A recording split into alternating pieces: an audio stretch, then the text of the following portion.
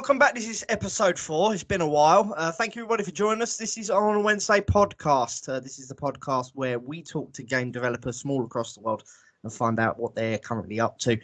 This week, we are speaking with the Romanian studio. Is it Garivka? Garivka Studios? Am I pronouncing it? Gacriva. Gacriva. Okay. I should know that because I have got Romanian blood. my Romanian is terrible. Right. Thank you for everyone for joining us. So we are here with Christian. What is your last name? Because I could not pronounce that for the life of me. I want to get this correct. Gaida, but Christian, it's okay. Christian. We're here with Christian from Garivka Studios. Thank you much for joining us this week, Christian. I know you sent us a message a few weeks back. Unfortunately, it's been a very busy period since EGX. How are things looking for you at the moment? How's life treating you? How's the game coming along? Well, pretty well. We're tinkering with a lot of new softwares, new stuff that was kind of put on shelves in the 80s, 90s because the computers back then couldn't handle what people envisioned, and now we are using those tools with Unreal Engine 5, and we kind of build upon them. Interesting. So, how did Garivka Studios start? Because obviously you said that you were back in the 80s and 90s. Did it start then, or is it more of a studio you started this millennium? Sort of. No, this millennia. this century, in the last 1,000 years, if you want to say that.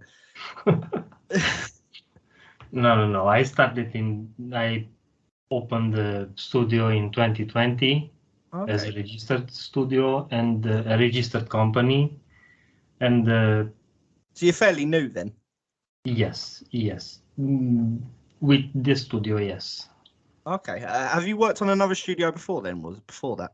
No, I mainly did freelancing work, optimizing other projects. Okay. So how did the studio come about? Is it how many people do you have working there, for instance? Well, in the beginning, it was just me. So the past 3 games were developed by me alone.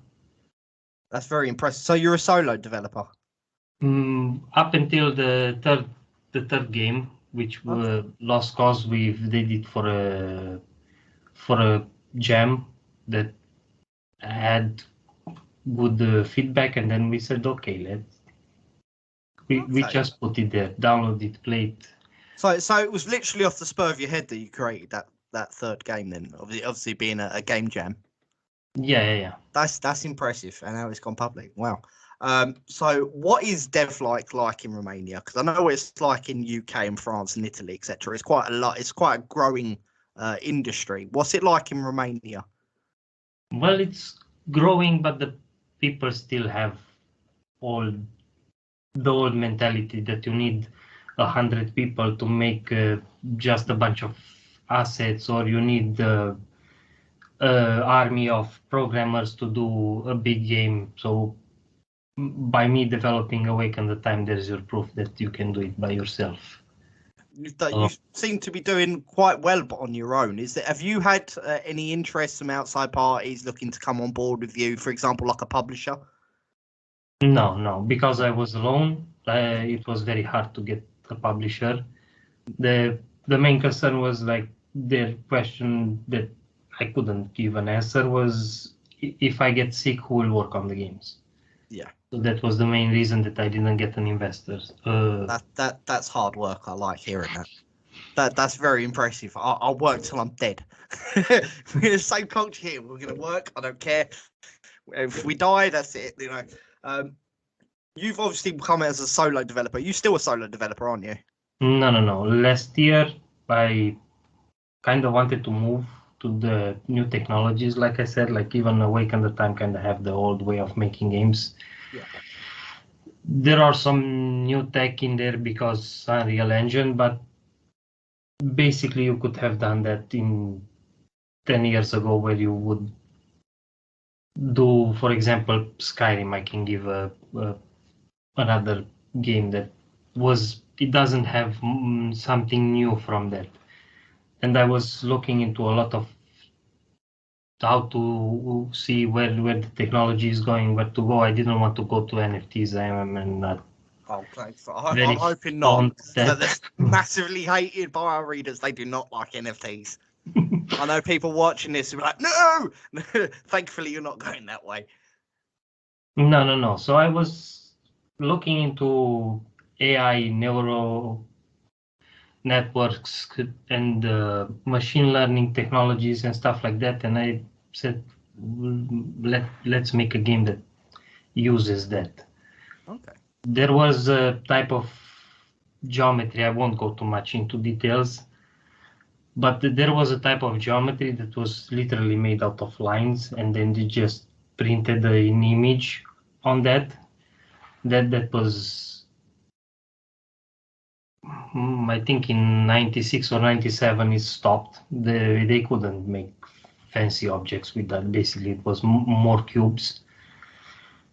But they realized that they can bake that thing and make it into a static mesh. And since then, nothing changed. And now, because Unreal Engine 5 can handle these geometries that wasn't even possible. Like even with a computer that is 5 years old, it cannot handle that. Unreal Engine 5 can handle that. So now we can basically generate infinite amount of items at runtime. And How easy have you found Unreal Engine? Because I know a number of developers we've spoken to said it's the greatest thing ever, and other people were like, it's really confusing compared to what we were using. How have you found it working on Unreal Engine 5? but at the beginning, it's a little bit overwhelming. When first time you open it, you have way too many stuff. Yeah. But now, as the community grow, plus what's very nice about Unreal, you can go onto the website, you can go and get courses for free, so you can basically learn. Okay. You've released 3 games previously. Looking at the artwork, they all seem very different from each other.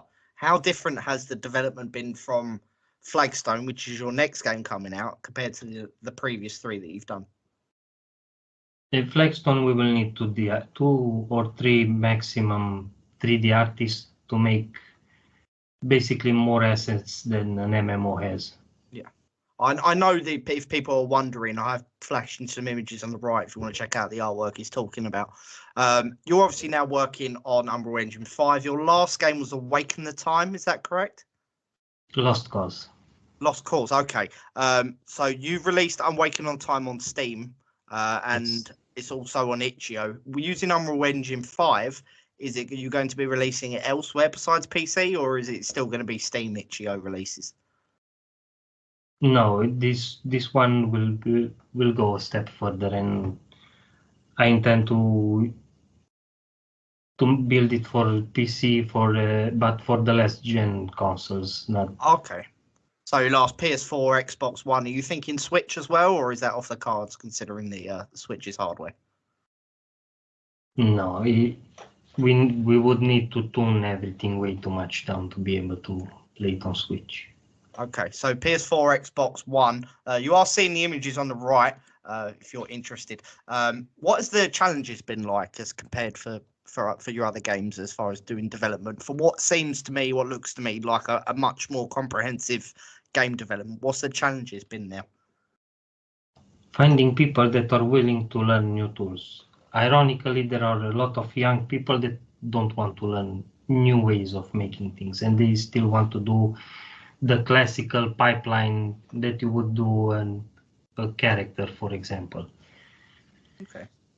That's very challenging. There are a lot of tools that we use, a lot of generators that will basically construct the world. It's somewhere around the procedural generation, but it's not random mess all over the place or a pattern that you will see over and over. That is surprising to hear you say it's more younger people, because generally when we talk about game development, it's usually the older generation that don't want to change. Hearing the young people don't want to do that is very surprising. So Yeah, your game, sorry.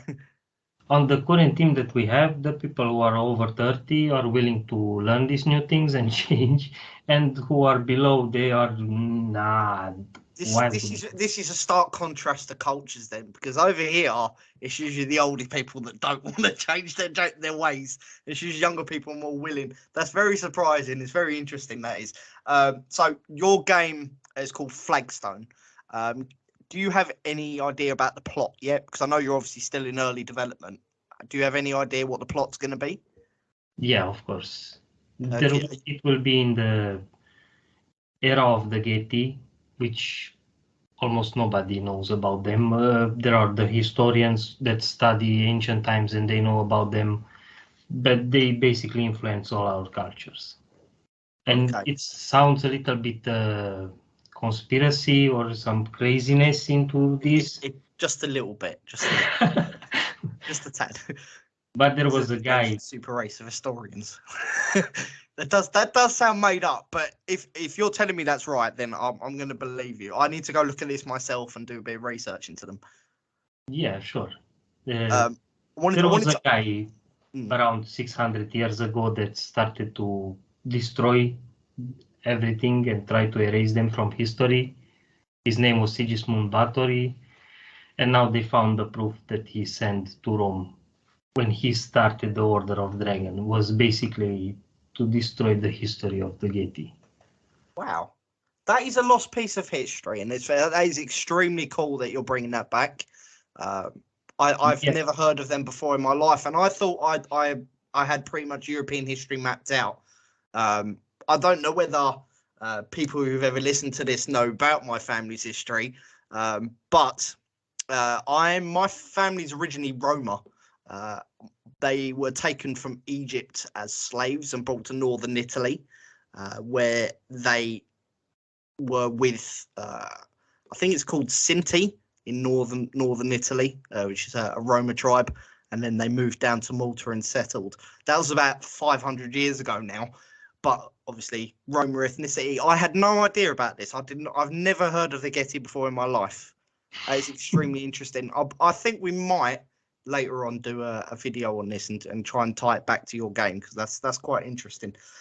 So how, obviously you being in Romanian culture, how tied is it? Is there any influence there from the Roma culture at all?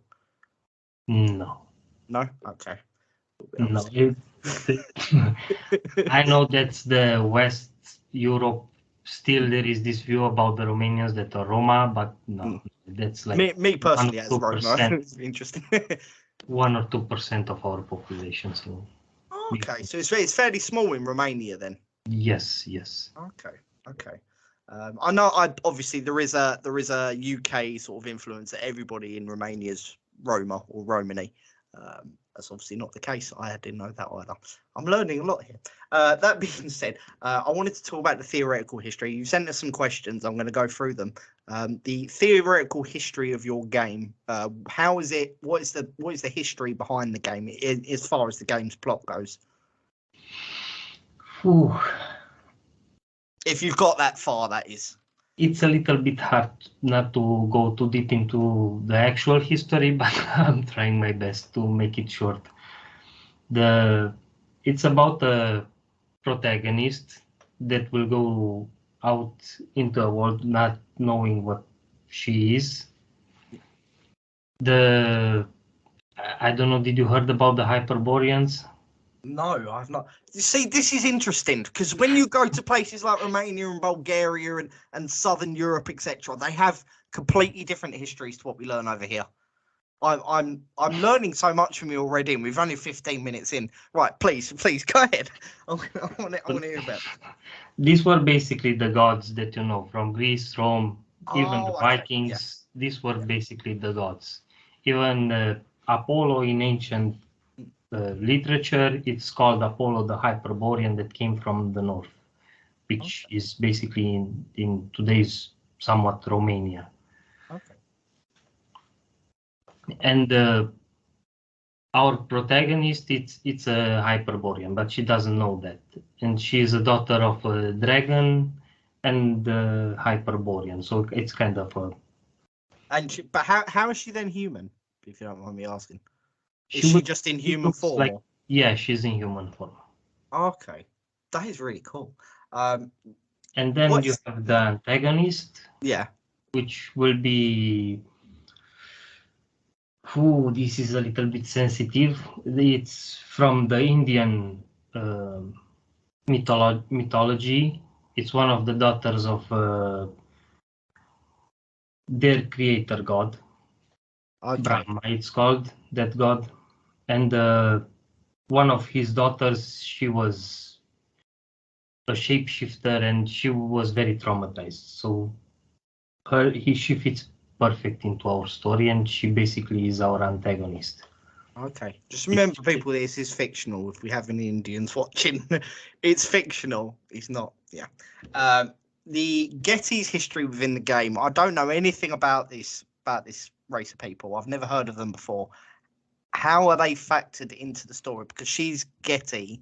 How does she fight? Is there any way that you could tell us without letting anything out? Obviously, how that factors in. Like, what is the Getae's history, if you will? Well, I think that Getae occupied almost all Europe and almost all Asia. So basically what you know now, the Arabs, half of China, a huge part of India, Pakistan, all the way to France, there was the Getae nation. Wow. Okay. I think I thought UK education system was actually pretty good. Apparently not. You've got Dacian history here. I'm Yes. not sure what is that the gods, isn't it? Dacian history. No, Dacians were mainly occupying the Carpathy region. That was the last, a part of that nation the Roman Empire managed to conquer last, and that was the first nation that they lost. Okay, is it tying into real world events then?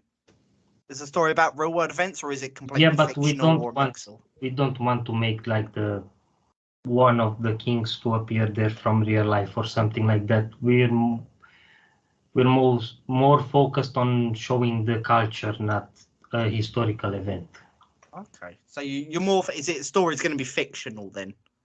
There's no real world occurrences that happen within the game, or is there like a couple? Or it will be real world location that you would be able to visit in and actually see the ruins of those places. Like the capital of Dacia is Sami Segetusa in today's Transylvania part of Romania. Maybe that's a little bit more famous. Because I will note that you said Dracula in your comments, so that's I will get back to that in just a second. But you've put Getae mythology. I don't know anything about them, so I'm going to let you explain to the viewers what the Getae mythology is as far as the game goes. So everything that you know about dwarfs, elves, gnomes, and stuff like that, in the Getae mythology, there are all gnome-sized creatures like, I don't know, Tinkerbell and garden gnomes or something like that. Those are we don't have orcs, that's more common. I think that's Nordic, isn't it? Is that Nordic? Orcs? It's more Celtic, and it rooted better in today's Ireland. Okay. How does the Getae mythology? How are you combining this story as far as real world mythology or any literatures out there? Have you referenced the literature that is out there regarding this? Regarding the Getae? That will be a PhD document to be able to bring all the small pieces, but I'm posting slowly about these pieces. Like, for example, we've started to do a bunch of concept art with Dali, and there is another one art. That one we didn't go too much, but I posted the Dali basically concept art that we tried to make there. I've noticed. Sorry, go ahead. When I put the Dacian warriors there to kind of show in how the AI visions it, because I think that will be a better view from what people normally know about them. And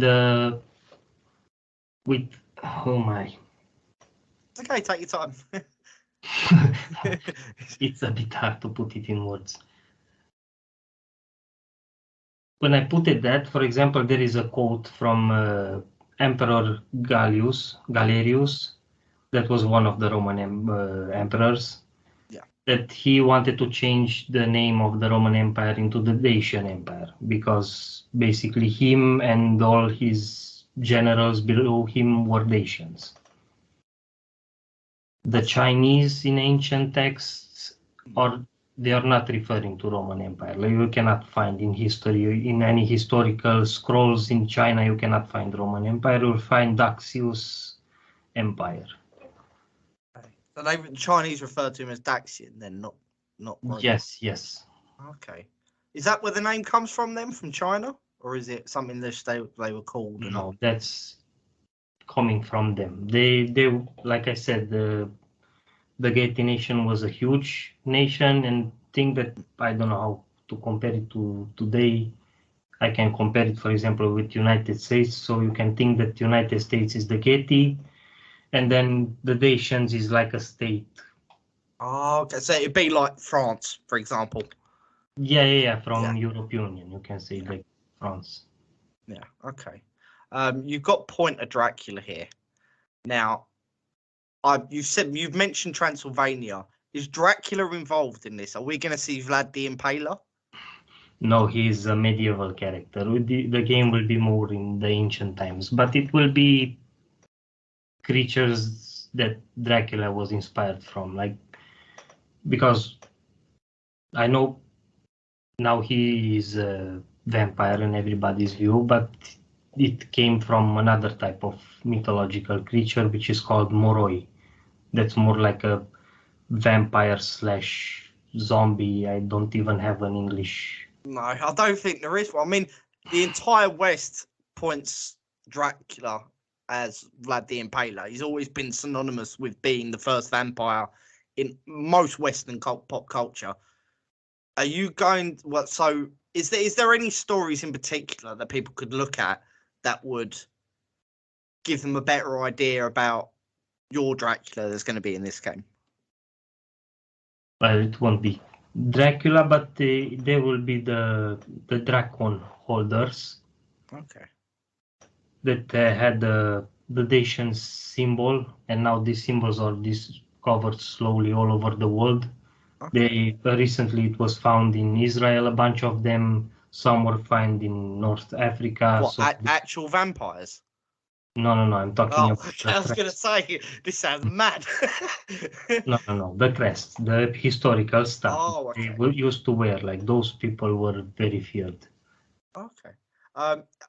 It's sounding a little bit like Nosferatu. Am I sort of in the right area? More like Merlin. I think Merlin will be their mages, and you can think of King Arthur's father, for example, but also your history is a little bit changed on that as well.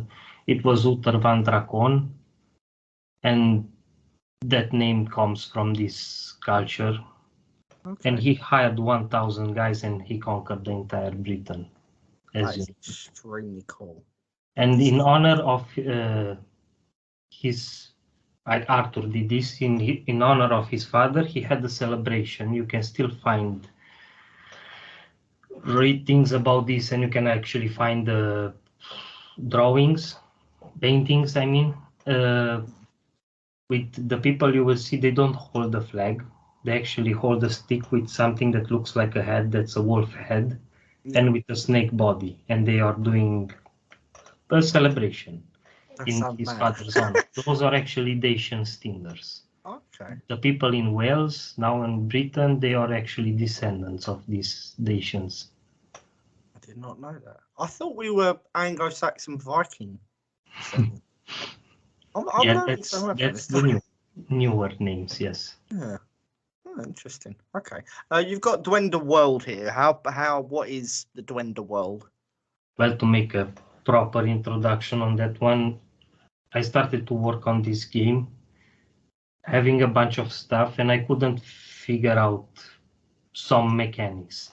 and I met Tony, which is our game designer and game creative writer, lead creative writer. Yeah. And he made the game that had the problems that he didn't know how to solve, and my solution solved his problem, and his solution solves my problem. So we merged this, and that's why you see Flagstone has two titles under it. The Dreams of God, it's mainly about the Duende world, and the Getae Legacy, it's about the Getae nation and the ties with this other world. How big is the game's world? Right? Would you say how big was the map, for example? If you could compare it to any other game that's currently out there, what game would be most comparable in size? Phew, that's hard. I think you can mesh a bunch of games together in order to get the size of this world. Wow, okay.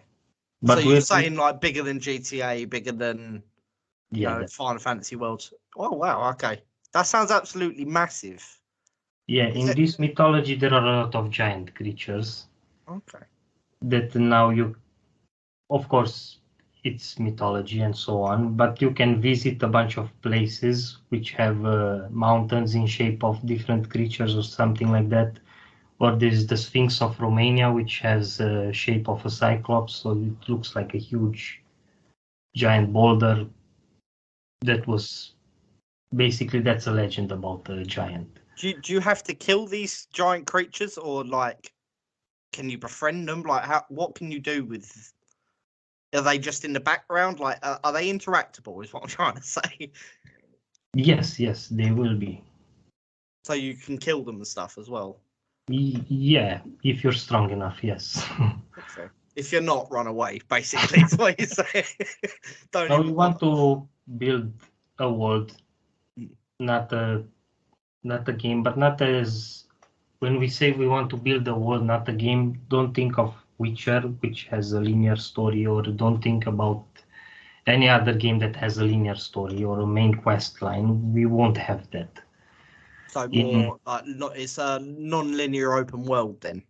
Yes. Okay. There will be the protagonist and the antagonist that they will do their thing, but every time you start the game based on what's happening in the world, they will create different quests and different stories for you. Oh, cool. Okay. So you've got Dreams of God. I'm guessing that's a subtitle. What is the difference between, obviously you mentioned Dreams of God? Is that different from the game's world? Just so I understand, because you put Dreams of God TTRPG.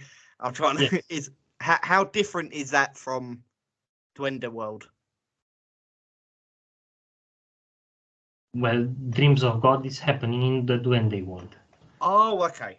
That makes sense now. I understand that. So can you explain what the Dreams of God are? Like, is it the gods are dreaming and it's becoming reality in the world?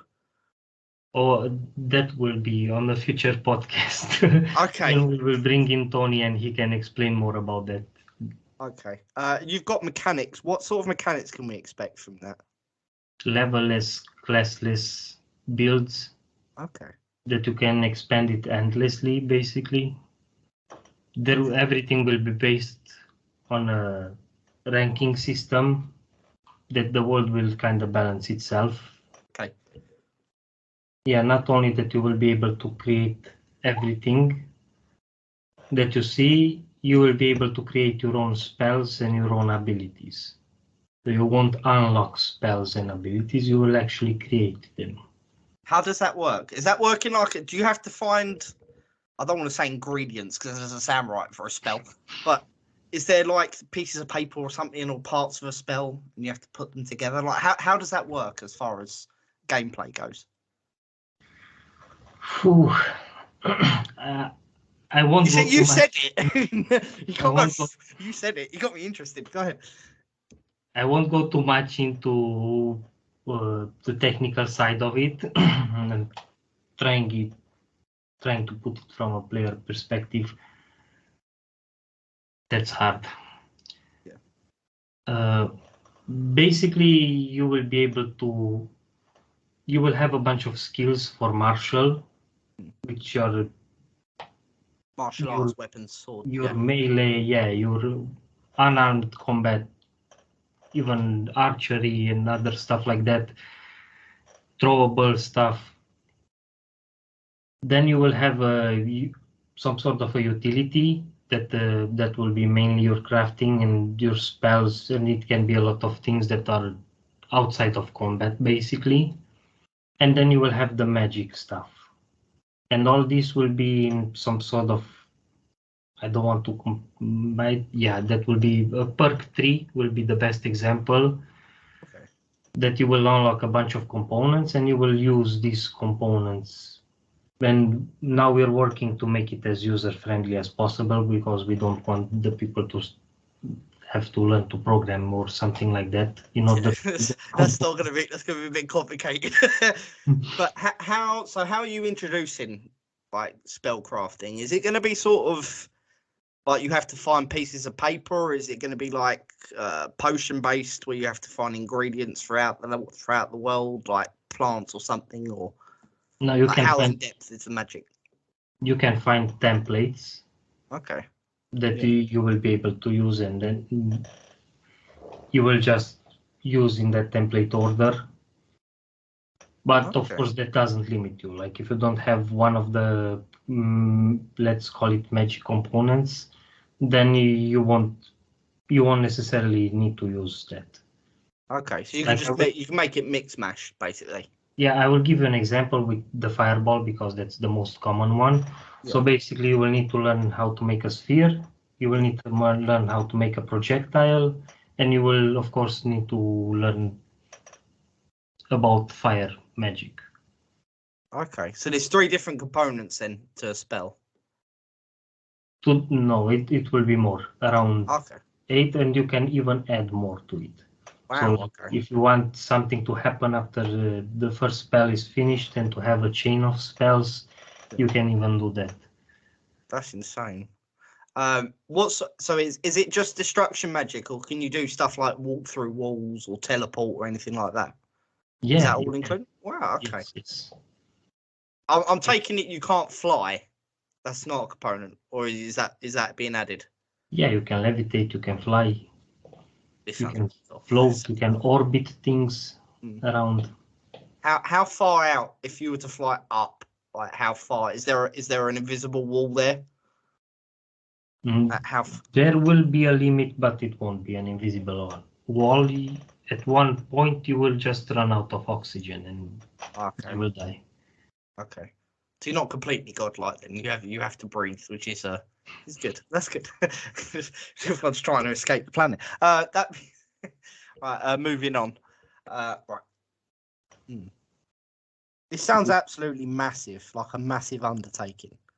Yeah, but even though the scope seems very big, we are making a small chunk of it and then slowly expanding as we add content because we don't want to make a 100-kilometer map where we will just never have new content to engage with or something like that. Okay. So as we add more things to it and more features, it will give us reason to not just to be big because there are giants there. Is it new content you're adding like on an annual basis or a monthly basis? What's the roadmap for those new features? Now we are tinkering a lot with this AI stuff and the procedural generation. Plus, we want everything to be destroyed, so you could basically destroy everything in the game. That something like I don't know. It's not the best example, but I think No Man's Sky kind of got it around there. Okay, that's a very cool. You're giving people ideas now of if you're mentioning No Man's Sky, so fully destructible world. Yes. Oh, okay, that's very impressive. Not many games have tried to do that lately. Why do you think that might be? Like nobody's really going for like the fully destructible. Like how destructible are we talking? Like you can literally just level everything. Yes, you can destroy everything.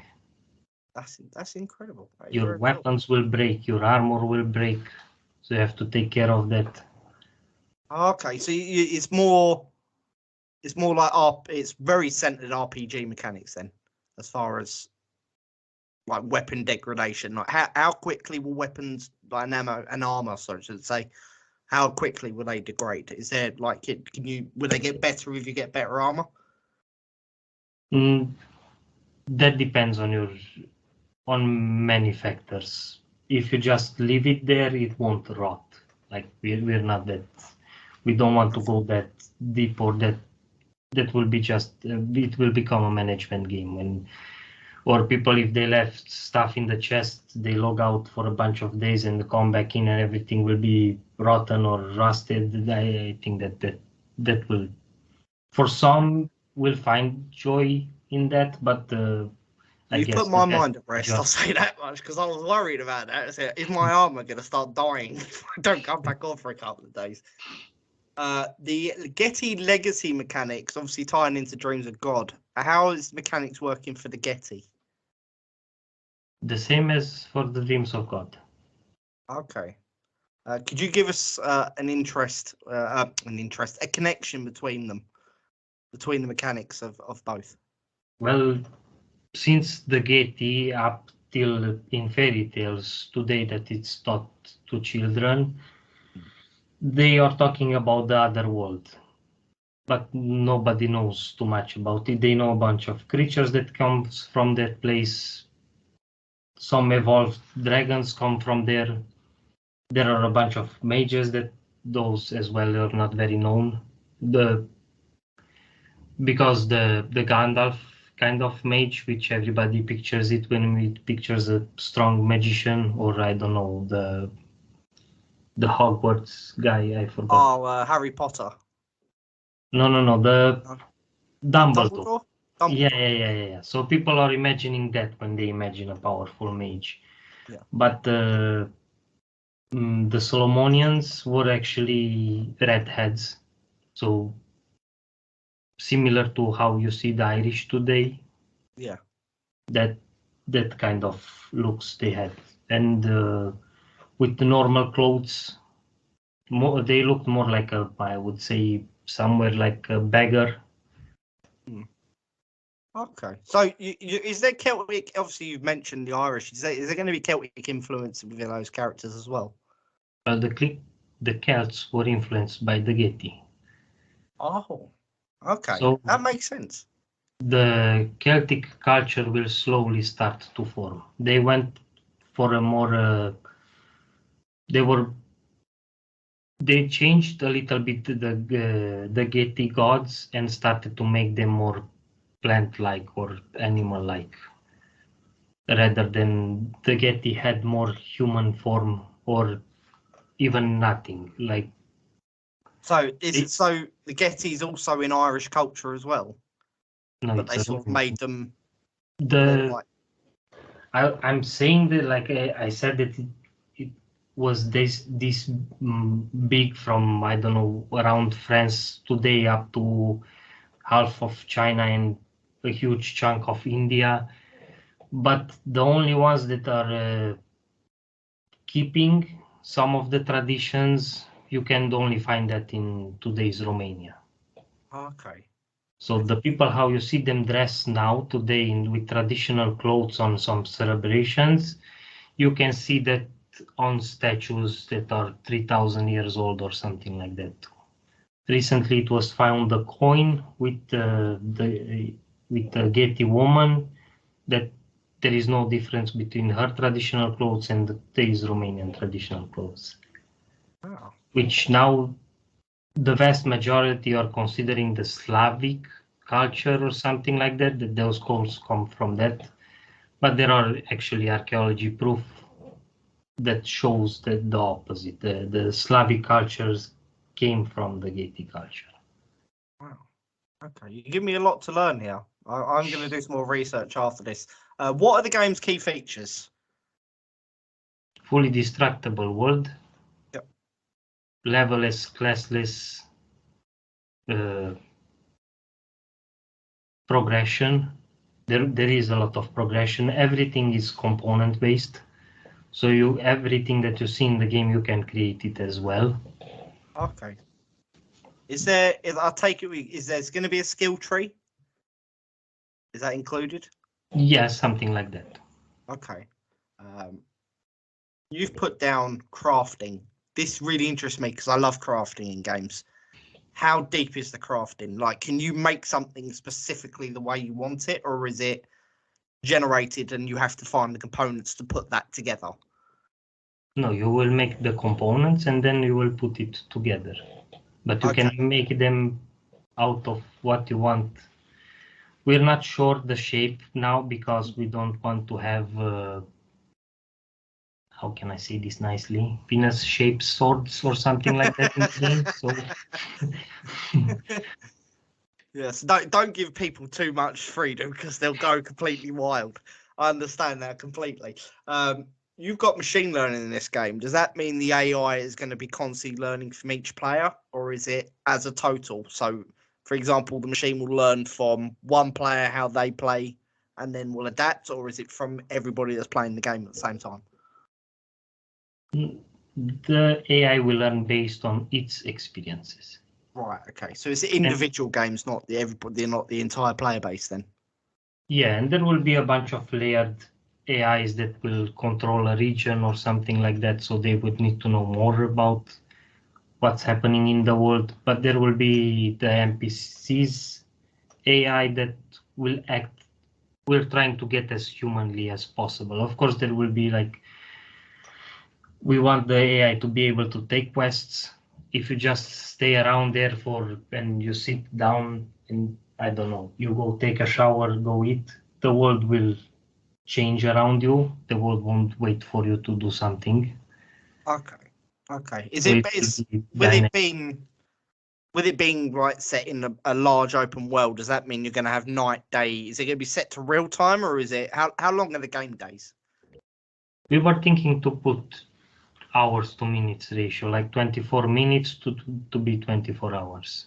Okay, so it's a fairly quick time. Then you're not going to be able to sit there and it's still like only an hour gone. It's still daylight out. You'd have to.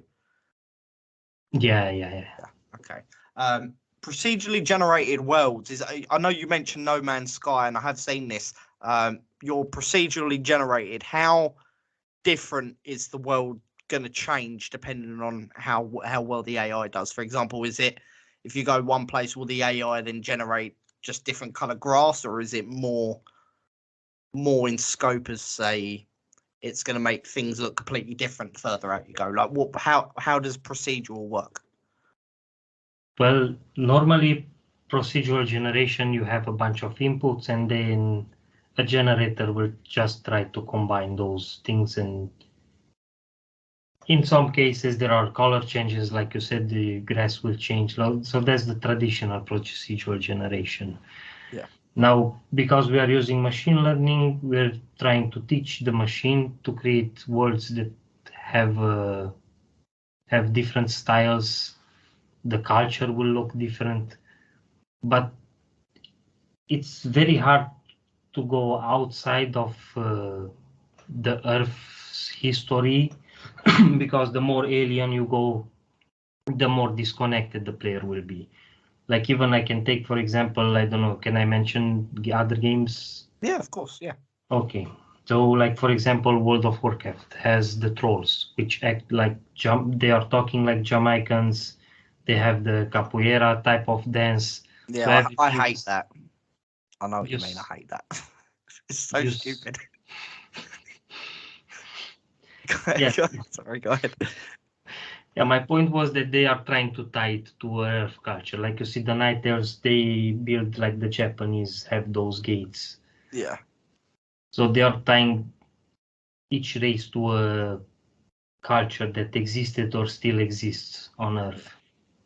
I do hate that though when they tried using Jamaica as a reference for orcs and stuff. They're just like they're so stupid. Like there's plenty of lore. You've got J.R. Tolkien, for God's sake, use his work. Sorry, that's just my being nitpicky.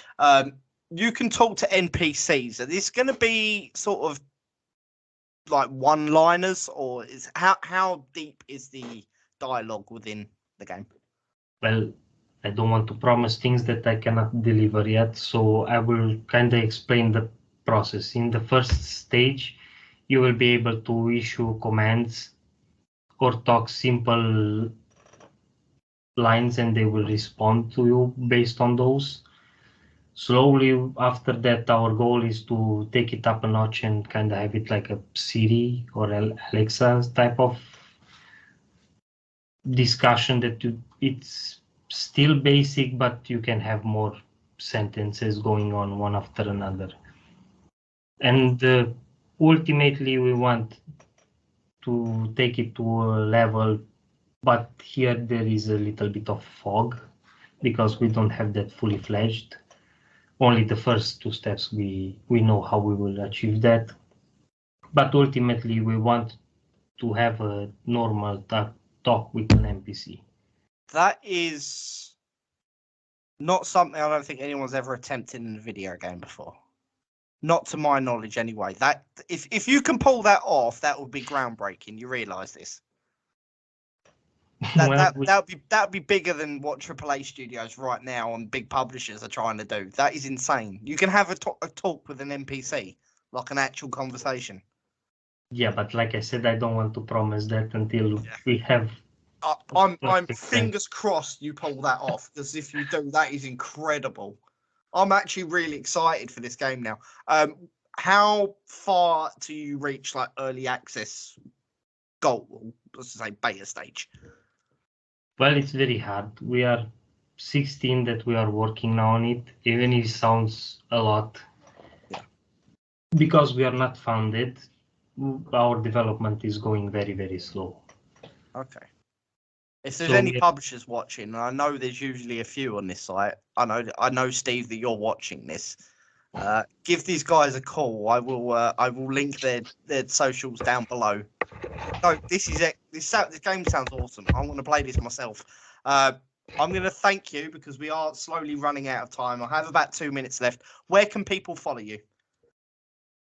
Twitter, LinkedIn, YouTube. We didn't post lately. Now we are working on the website, so it's still work in progress. It's under maintenance, but mainly on Twitter and LinkedIn.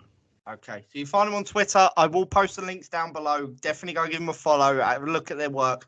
I'm really excited for this. That last thing you said is honestly, I'm just like, if they pull this off, oh my god. Right, before we finish, I wanted to quickly touch on a couple of things before you go. Are you going to be launching a Kickstarter? Is there going to be a Steam page or a Kickstarter or anywhere that people can donate if they wish? There will be a Patreon that we will start. Okay. I will post the link to that as well. If is that already up already, or is it? We're working on it. Okay. So when that Patreon goes out, I will make it public as well. That being said, I'm going to thank you very much, Christian, for joining me this week. I'm extremely interested to see where you're going. This game sounds like it has a huge amount of promise, and I'm really wishing you all the best with it. I really am. I'm fully destructible world, and you can have and possibility of having conversations with NPCs. Bloody hell. I don't know what else to say. I'm just like, this is insane. Right. Thank you all for joining us. That has been episode 4.